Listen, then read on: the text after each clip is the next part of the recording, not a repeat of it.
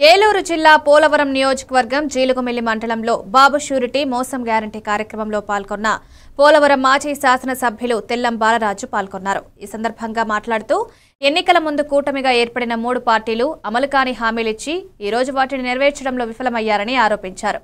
3 పార్టీలు కలిసి ఉమ్మడిగా మేనిఫెస్టో తయారు చేసి అందులో సూపర్ 6 చెప్పారని, అప్పుడే మనం చంద్రబాబు గ్యారంటీ వారంటీ ఉండదని అన్నారు.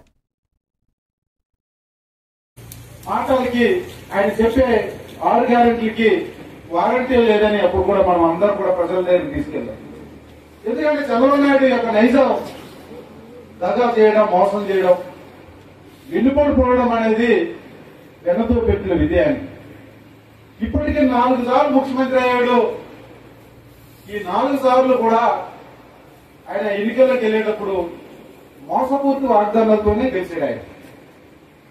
ఆయన గుండె మీద చేసుకుని నేను 4 దఫలుగా ముఖ్యమంత్రి అయ్యాను, ఈ రాష్ట్ర ప్రజలకి మంచి పని చేశానని చెప్పడానికి ఒకటే మంచి అయినా ఉందని నేను అడుగుతున్నా. ఒక్క మంచి పథకమైన పెట్టాడా?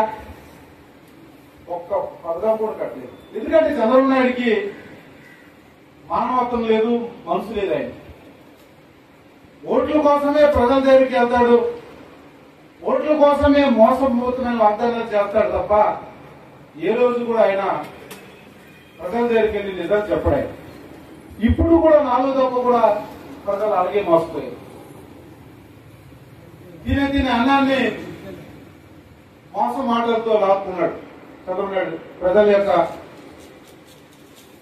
మంచి పరిపాలన జగన్మోహన్ రెడ్డి గారు అందిస్తుంటే ఉమ్మడిగా మేనిఫెస్టో తయారు చేసుకున్నారు.